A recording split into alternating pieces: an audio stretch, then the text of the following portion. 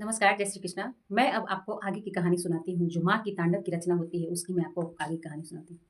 माँ जो सौतेली का व्यवहार होता है, 100% इस्तेमाल करती है। इस्तेमाल करने में वो बिल्कुल पीछे नहीं रहती है। अब तो यहाँ तक हावी हो गई कि हमारे श्रम के सोच से परे है। बैल के भांति खाना-पीना देना, बच्चे अपने बच्चे से बिल्कुल अलग रखना, कभी उसके बारे में सोचना ही नहीं कि वो भी बच्चा है और उसकी माँ नहीं है, मैं उसकी रक्षक हूँ, ऐसा कोई विचार ही उसके मन में नहीं आना। धीरे-धीरे समय बीतता गया। किसी तरीके से वो बच्चा अपनी पढ़ाई पूरी करता है और पढ़ाई पूरी क्या करता है, पढ़ाई यही पूरी होता है कि वो जैसे-तैसे गाँव की मदद से लोग जो बोलते थे कि नहीं पढ़ेगा, पढ़ेगा करके 8 क्लास तक का पहले 8वाँ बोर्ड होता था, 8वाँ बोर्ड तक की उन्होंने पढ़ाई की। फिर उसके बाद इतना आतताई हो गए कि अंत में इस तरीके से उनके साथ व्यवहार किया जाने लगा उस बच्चे के साथ कि वो घर छोड़ कर के भागने के लिए मजबूर हो गए।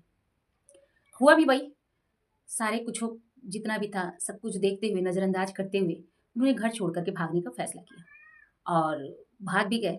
वहाँ से भागने के बाद कोई ऑप्शन तो था नहीं, जाना कहाँ है, क्या करना है? तो बच्चा लोग था, उसके पास तो एक नौकर चाहिए था और ये नौकर था, कहीं पे गाली-गलौज हो रहा है, कहीं पे चोरी-चमारी हो रहा है, तो सबसे आगे रखना है कि चलो जाओ, मरे तो ये लड़का मरे, मेरा पुत्र, मेरा जो बच्चा है सब सलामत रहे, बाकी इससे हमको कोई लेना-देना नहीं है। उसे ढूँढने का प्रयास किया गया और पहले कोई व्यवस्था भी तो नहीं थी कि पढ़ाई-लिखाई के लिए कोई व्यवस्था हो, ऐसा कोई व्यवस्था भी तो नहीं था। तो फिर वो लड़का यहाँ से भाग जाता है।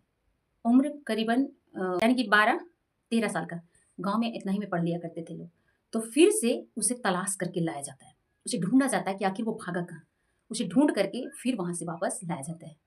मैं अब आपको आगे की कहानी नेक्स्ट स्टोरी में बताऊँगी कि उसके साथ फिर क्या-क्या होता है उसे लाने के बाद। उसके साथ इतना व्यवहार किया जाता है कि आप लोग भी सुनेंगे तो कहेंगे वाओ! ऐसी ज़िंदगी, अच्छा होता कि ये ज़िंदगी ना मिला होता। मैं आपसे लूँगी अब विदा, ताकि मैं फिर आपके लिए अच्छी-अच्छी स्टोरी लेकर के आगे नेक्स्ट स्टोरी में लेकर के आऊँ और कहानी को मैं आगे बढ़ाऊँ। तब तक के लिए मैं आपसे इजाज़त चाहती हूँ। मुझे दीजिए इजाज़त। नमस्कार।